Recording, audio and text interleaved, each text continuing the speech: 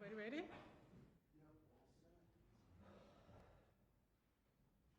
You come in.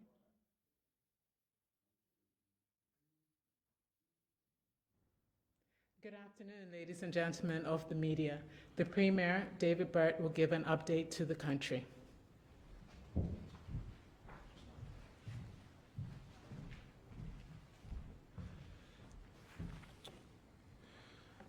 Good afternoon, members of the media, and good afternoon to the persons who are joining me here today for this press conference. I'm joined by the Minister of Health, the Minister of National Security, the Chief of Staff of the hospital, Dr. Richmond, and also Chief Inspector Robert Cardwell, who is coordinating operations regarding enforcement for the newly enacted social distancing measures. Good afternoon.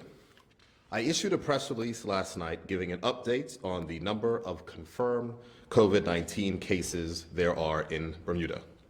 That update of 22 confirmed cases is the case at this moment in time, and there are no additional cases to report at this particular moment. There are 22 confirmed cases in Bermuda. Of these, 10 persons out of the 22 have fully recovered. 2 remain hospitalized in stable condition. That means they are not critical and not requiring the use of a ventilator. And the others are currently isolating at home with mild symptoms. Yesterday, there were 26 testing samples that were collected, and today a further 9 more samples were collected, and we are expecting results of those tests tomorrow. Bermuda, to this point, still remains without any evidence of community transmission. Community transmission is considered to be occurring when a large number of cases cannot be traced to a previously identified positive case. There have been some questions regarding the 2 cases which are listed on the website as under investigation, and I'd like to provide a little more detail about those 2 cases. In the interest of confidentiality, I certainly will not disclose any information that could identify those particular individuals. Both have been under investigation since March 26th and 27th, respectively. For the first case, the onset of symptoms was on the 17th of March. They were admitted to the hospital on the 24th of March. They were tested for COVID on the 25th of March. The results were received by the epidemiology unit on the 26th of March, and contact tracing commenced on the 27th of March. For the second, they had the onset of symptoms on the 21st of March, attended the emergency room on the 25th of March. On the same day they were tested, the results were received on the 26th, and the epidemiology unit started the contact tracing on the 27th. Those cases remain under investigation, and I'm hopeful to provide a further update on those tomorrow. There are currently 29 people who are in self-quarantine with active monitoring by the Ministry of Health. There are 1,481 people in self-quarantine with public health supervision. 886 persons are self-monitoring with public health supervision, and there have been a total of 190 tests that have been conducted, with 31 results that are pending. And this is as of 3 p.m. today. It's a repeat to know that 137 of those tests have come back with negative results, and only 22 have returned confirmed cases. The first night of the curfew will take place this evening from 8 p.m. to 6 a.m. tomorrow morning. The Bermuda Police Service has received more than 300 applications for exemption. Those forms are being processed, and if you receive an email stating that your exemption has been approved, you will be permitted to be on Bermuda's roads. However, I must state that most of the persons who submitted for exemptions will likely not receive them, because this is a preview of what is to come if the country does not adopt the strict social distancing measures which are needed to ensure that we do not have an outbreak of COVID-19 in Bermuda. Very simply, this means that if you are not on the list of exemptions, you must be off the streets of Bermuda. This means that you cannot drive around in your car, you cannot go for a walk, you cannot dash to the gas station, and this means that everyone in Bermuda must be in their homes. Tomorrow morning after 6 a.m., you may resume with limited movement, observing the social distancing guidelines which have been previously laid out. So tomorrow you can go outside, exercise, run, walk, but you cannot and should not participate in any activities with groups larger than 10. Normal trash collection will resume tomorrow, and please make sure that you put your trash out on a designated day. Despite the conversations about possible quarantine activities that are taking place in certain states in the northeast of the United States, there is normal cargo operations on our docks, which means that Bermuda continues to receive food and other supplies. The Minister of National Security checked in earlier today with our shipping to make sure that there were no perceived disruptions due to the changing situation which is taking place in New York and New Jersey. And as has been reported, there is no perceived difficulties to our supply lines at this time. I would ask shoppers, again, if you are shopping, to not buy more than your household needs. There is plenty for everyone, and we are not expecting any type of supply disruption. Moving on to another matter, which is something that is particularly important. The government continues to work to bring Bermudian students who are stranded due to no fault of their own back home. There has been some concern expressed that Bermuda is letting persons into the island, which means that we may be admitting additional positive cases. Let me be perfectly clear that Bermuda was closed and the airport was closed to regularly scheduled commercial traffic from last Friday. And scheduled cargo flights, medevacs, air ambulance, or private jets are still operable as they are not scheduled commercial flights. I think that it's important to note, and I want to say this, because I know that there has been a large level of public criticism that has been levied towards the government for advertising the fact that we are looking to move or bring stranded Bermudian students back home. I have to state this, that I consider it our moral obligation to take care of our persons who are stranded, some of them in very desperate situations. Imagine being overseas, your dorm being closed, persons around you have been able to travel back home or to go where they are, you are by yourself, food service in your dormitory is ending. This is a situation that some of our students overseas have found themselves in. And it is a situation which is being faced by myself and is also being faced by a number of other overseas territory leaders. We are looking, in conjunction with the other overseas territories, to organize an air bridge. Nothing has been confirmed yet, but I want all persons to know, if you're a Bermudian student overseas, that the government is working to make sure that we can bring you back home. However, it should be noted that the cabinet on Friday decided that any person who is returning home in any future air bridge operation from the United Kingdom will not allow to self-quarantine and will be required to stay in a government-approved quarantine facility, which will most likely be a hotel. So government-approved and government-monitored hotel facility. This is the same arrangements which are being made in other overseas territories, but the fact remains that the government wants to bring Bermudians home who were stranded due to no fault of their own. There's also been a lot of commentary regarding private jets. I want to make it clear that private jets are able to enter the airport.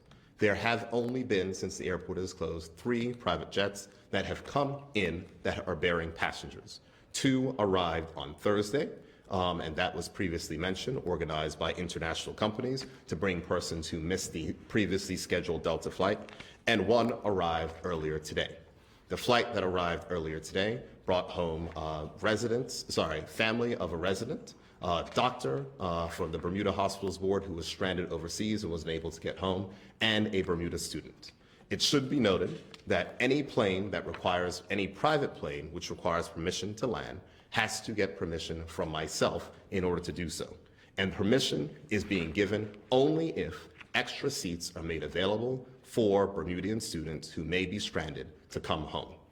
Some people have said that this is kind of like Uber jets or something like that. If there is extra space, it makes no sense for those flights to come here when they're Bermudians who need to return home. The Bermudian student who returned home on that flight today is entering a government quarantine facility. Regarding the UK air bridge, as I indicated earlier, we do not have any final information for that. We are continuing to work with the Foreign and Commonwealth Office and our other overseas territories to make this a reality. And as soon as we have the information on how much this particular trip will cost, we'll make sure to provide that at the earliest opportunity. However, I would ask that persons go ahead and go online to fill out the form to register your interest if you are a Bermudian student that's stranded overseas. A number of students have contacted the London office. The government put out a statement on Friday with a website for a link if you're a Bermudian student at home, and you can find that link on coronavirus.gov.bn.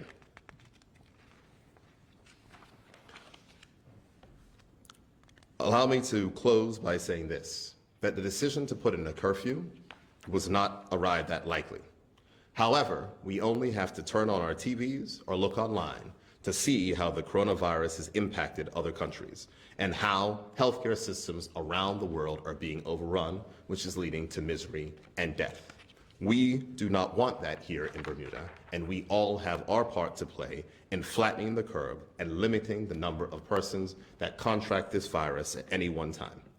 This will be done by reducing our movements and contacts with each other, and we must take responsibility for our actions, and we must obey the guidelines that have been given by the Ministry of Health. There are some who have asked, why is the curfew only in the evening and not during the day?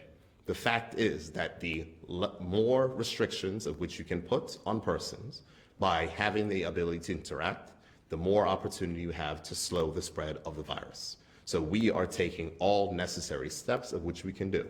And as I said, it is a delicate balance between making sure that we can have some form of operations that continue in the country while putting in restrictions to minimize the slow of the spread. Yesterday, I know that there were a number of Bermudians that were alarmed by the increase in the numbers that were announced yesterday. I, too, am not pleased that we have increasing cases. However, it was expected. As I said, most of these cases are imported cases or close contacts of imported cases. And it is comforting to know that we still have no evidence of community transmission. But it is very important that Bermudians observe the advice to stay home. It is something that is important, and it is something that will save lives. Many of us now have to learn how to be in our homes for long periods of time, and I know that it is a stressful time for many. Working from home, helping children to learn from home, and finding ways to manage the stress that many of us are dealing with. Please know that the government is trying its best to make accommodations for all.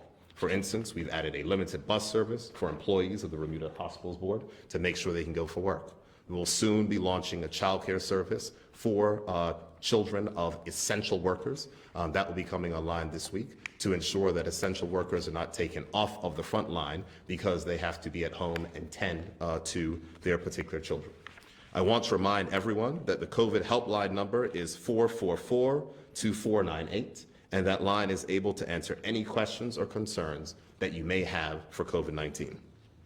In closing, I will say this again. We all must do our part.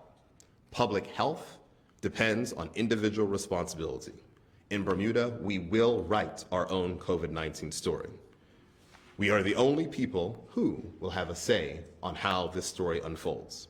If we adhere to the curfew that is in place, if we adhere to the social distancing guidelines, if we wash our hands and make sure we keep 6 feet away from others, if you don't go to visit friends and relatives as much as you want to, but recognizing that during this period in time, we have to minimize the possibility for community spread, we will all make a difference.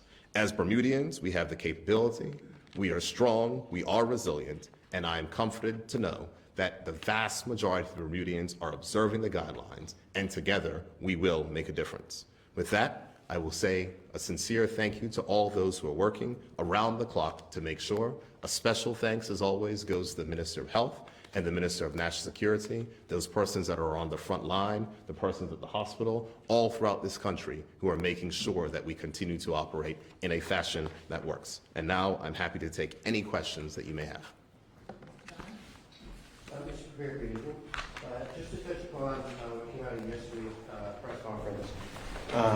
As a husband and a parent, the few people that are breaking the rules, how do you feel personally about that?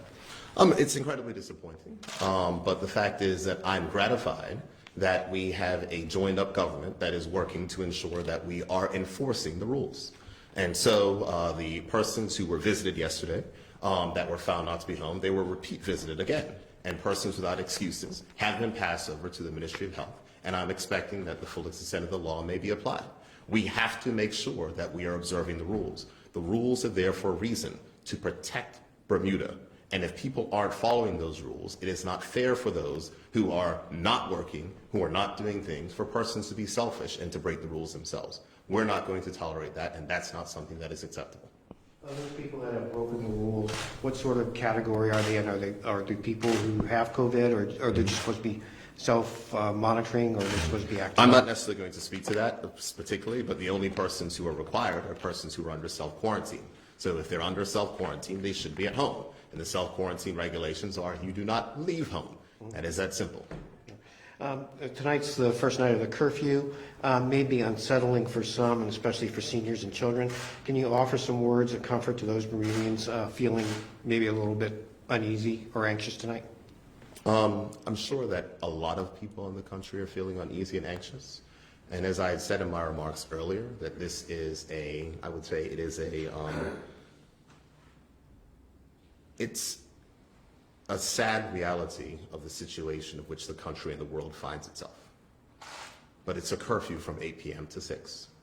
I don't want it to turn into a curfew for 24 hours, as we've seen in many other countries around the world. And that's why it is important for us to all do our part. We are continuing to aggressively test and continuing to make sure that we isolate these cases, and that is all we can do in order to ensure that we're in a good space. What I would tell the persons who are either feeling lonely, the persons who are anxious due to this, I understand and I feel that anxiety. I would be lying to you to say I'm not having trouble sleeping sometimes. It is difficult. But what is important is that we must all remember that these steps are being taken to try to save lives. The last thing I want is Dr. Richmond and his hospital being overrun by patients, and as we're seeing in other places where the doctors have to choose who gets life-saving equipment and who doesn't get life-saving equipment. I am comforted that the hospital is ready for what happens.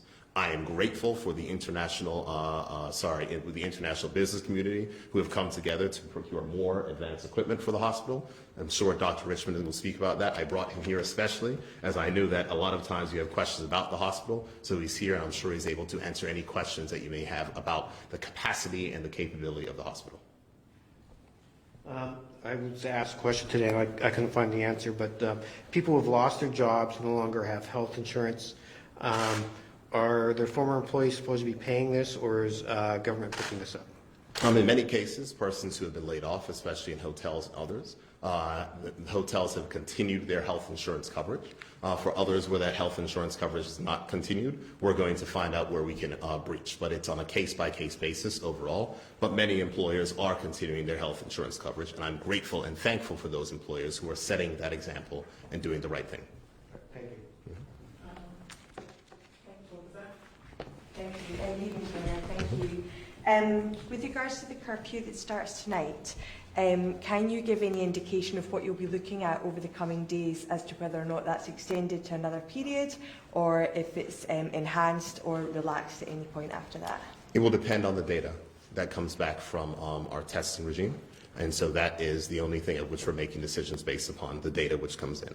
At this point in time, there is no evidence of community transmission. But if there is evidence of community transmission, the advice is given to all persons that you have to take a tougher approach. That is why we're being very aggressive in our testing, very aggressive in making sure that we can contact trace and ensure that we have any type of outbreak contained. But if we have an instance where we have an uncontrolled outbreak, there will be stricter measures that are taken.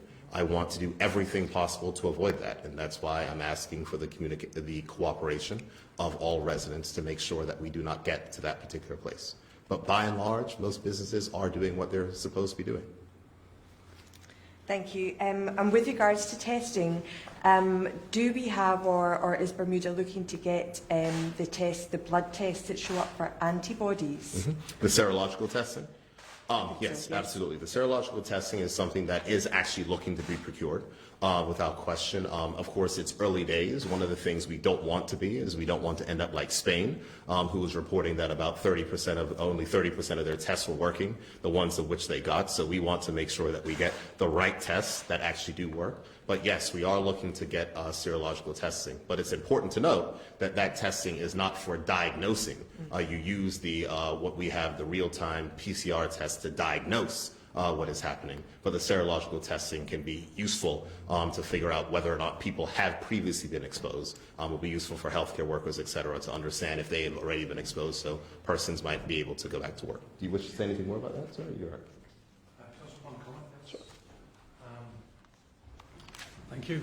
I'm Dr. Richmond, Chief of Staff at BHB. In terms of serological testing, two types of testing out there. One is something called antibody testing to determine whether or not their immune response has been triggered and somebody has had the illness. Separately, there is a separate test called antigen testing, which is being rolled out or being introduced, I should say, in other parts of the world, which can determine if, for instance, healthcare workers are currently carrying the illness, which is something that may prove to be very beneficial as we go forward. But this is in early days at this moment. Thank you. Premier, you mentioned earlier, I think you said that 10 individuals had fully recovered. Can you let us know what fully recovered means? Is there such a thing as another test that could be carried out, or is that they have, been 3 days without symptoms? How are we sort of defining that? Thank you. Hi. Your colleague asked that similar question actually 2 days ago, and as was indicated at that time by the Chief Medical Officer, it's either 3 days past your full period of time where there were no symptoms, or 14 days, whichever is the longest. So as was previously reported, if a person has no symptoms and 3 days later or 14 days later they still remain asymptomatic, then they're deemed to have fully recovered. Thank you very much. You're welcome. And I think my final one is with regards to, you mentioned the private jet earlier. I think you said that the student that had disembarked that flight had gone into government appointed quarantine. With regards to the doctor, did that individual go into a self-quarantine? I mean, what's happening with other passengers? I'm certain that that individual will be in a self-quarantine. That individual works for the Dr. Richmond. Yes. And so absolutely, he's returning. So I don't think he'll be able to go back to work at the hospital for another 14 days. Thank you very much. That's fine. Thank you. And just so you're aware, if there are no questions for Dr. Richmond, I'm going to ask Dr. Richmond to say a few words about the hospital's preparation, because I know there's a number of people who've always asked about whether or not the hospital is ready. There have been previous questions, so I'll ask him to say some words if there's no particular questions for him. Trevor? I have a few questions from some of my viewers. One was, and I asked Minister Keynes last night about landlords and business owners that are right now up in arms. One business owner sent me a message this morning saying that she's been threatened that her rent needs to be paid by, Tuesday, and she's been closed for two weeks. Allow me to say this, there are no bailiffs that are working in the court to enforce eviction orders, so that person should just relax. I'm saying that insofar as Richmond should have no fear about being evicted by the courts, because the Attorney General has been directed that all evictions and bailiff orders and eviction notices are not going to take place during this point in time. Has there been any consideration to assist these people? There will be a wider measure of assistance. The Bermuda Economic Development Corporation is dealing with matters of assistance to small business. Those recommendations were sent. The Minister of Finance will be speaking on those later this week.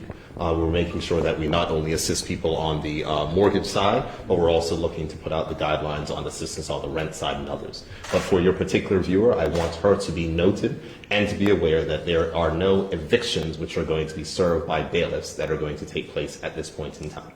Thank you. From a bus driver that has family and can't attend work, are they going to be compensated for being out?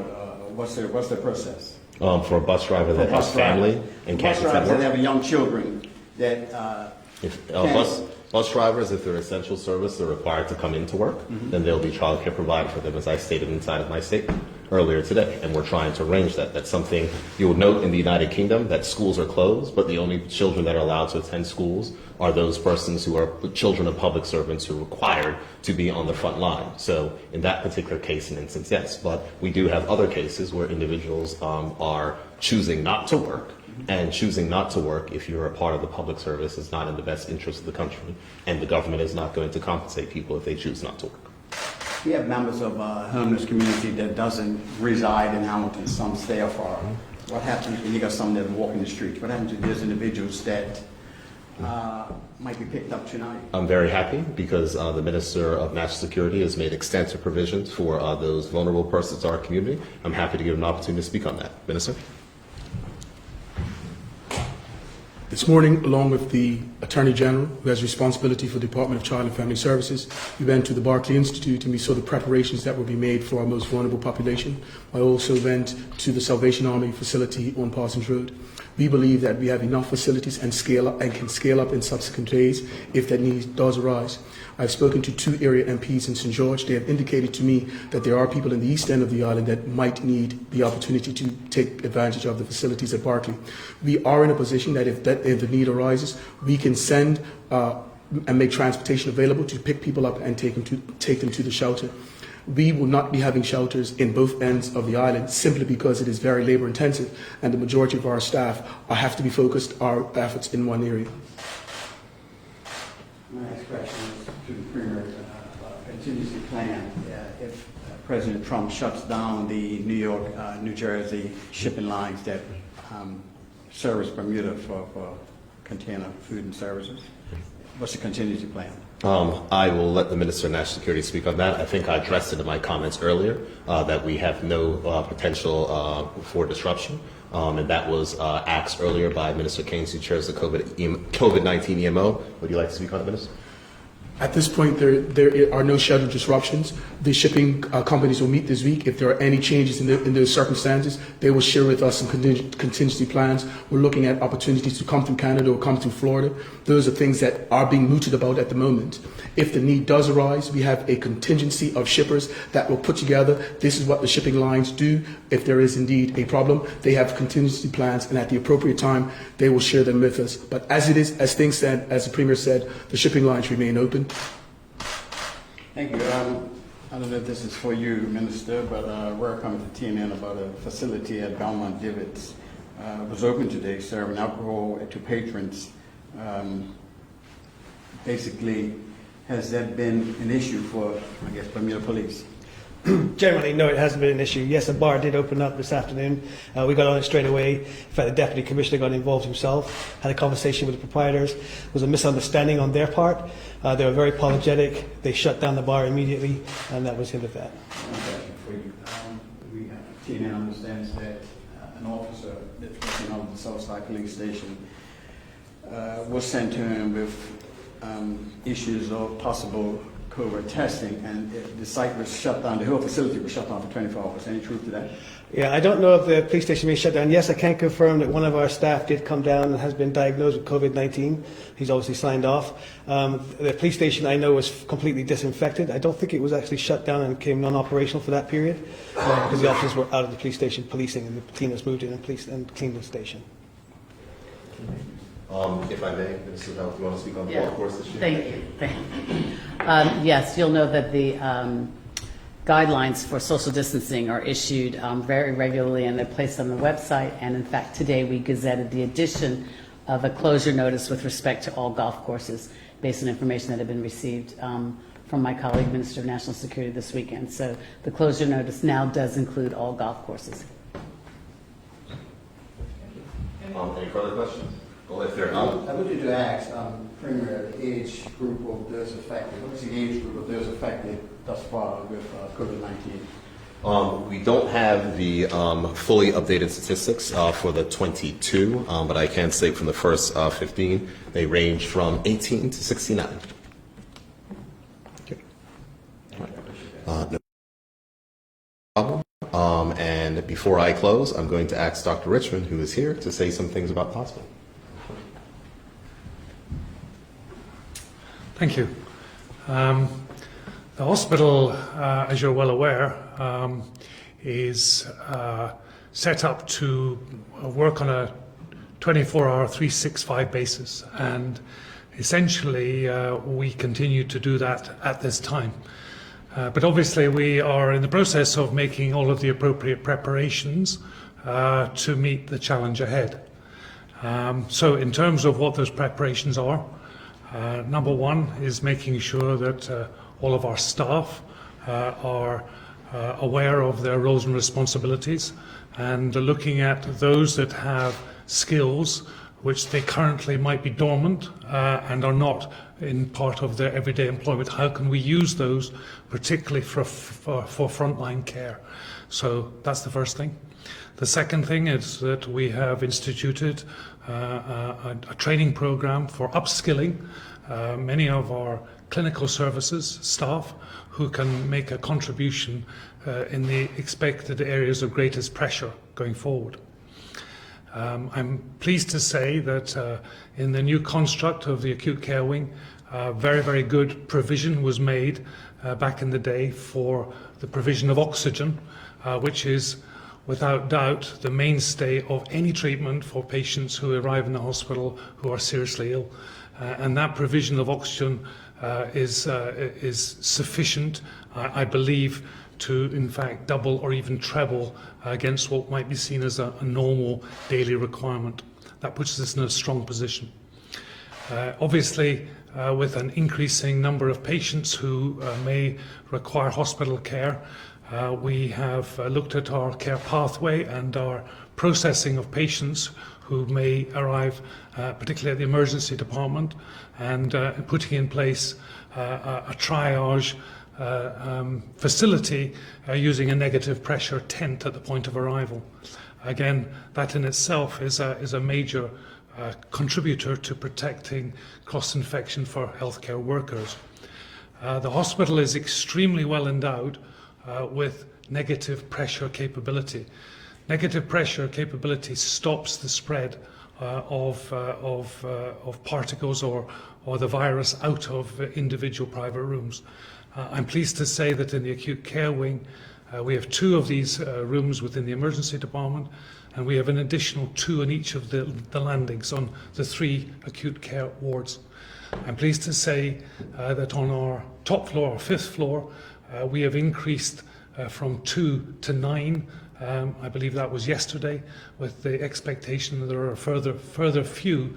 I cannot give you a number on that particular floor. So we will hopefully have 15 on our 5th floor, which are capable of negative pressure.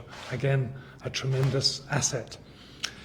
We are in receipt of an additional 48 beds last Monday, and these will be deployed within the hospital and be in addition to our 120 current acute care beds that we run on a regular and daily basis. We currently have appropriate drug stocks with reserve for approximately 3 months, but of course some of those drugs may come under acute pressure because that's for normal activity, and so we are making provision to have a resupply of some of those medicines that we've identified and have had good help from colleagues off island. In terms of ventilator capacity, Bermuda, again, I believe, is well served with its reserve of ventilator capacity as it stands. I believe that in the UK, that the ventilator per 100,000 was about 7.5 per 100,000. In Italy, it's about 12.5, 13 per 100,000. As it stands, Bermuda has between 14 and 15 per 100,000, i.e.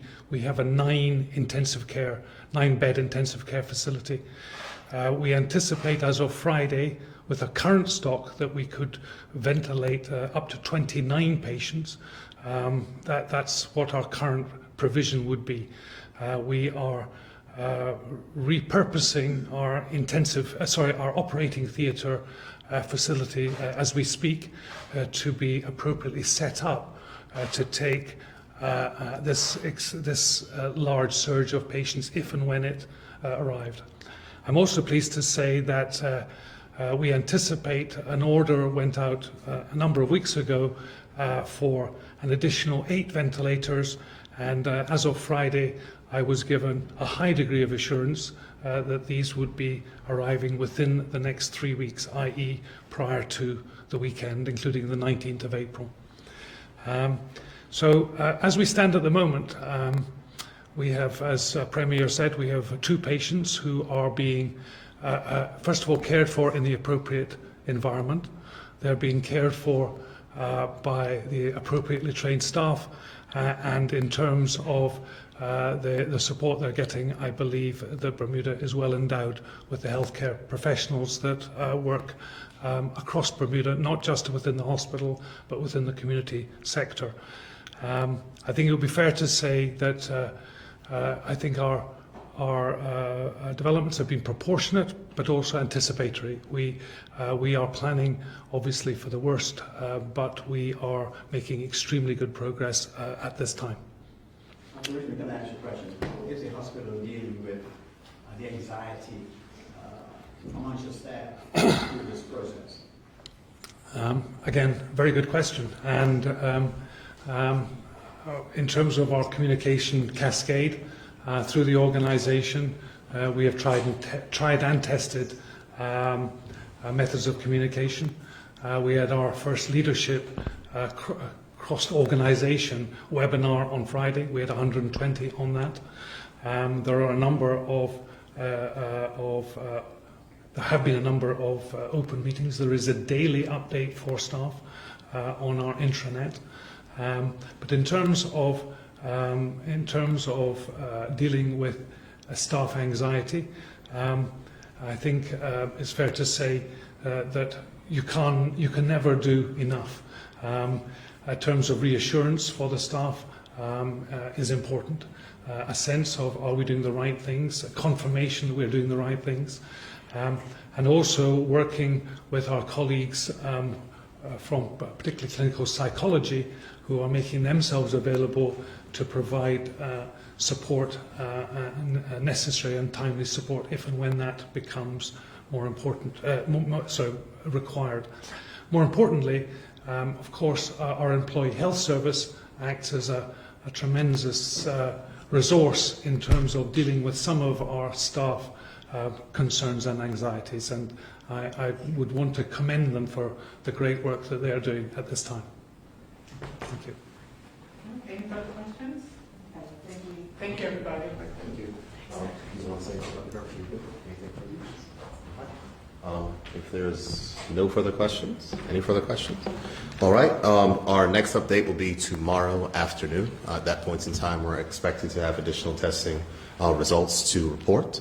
The one thing I want to remind everyone in all of Bermuda is that we are putting in these extraordinary measures for the protection of the community, and I do not want to have to escalate these measures any further.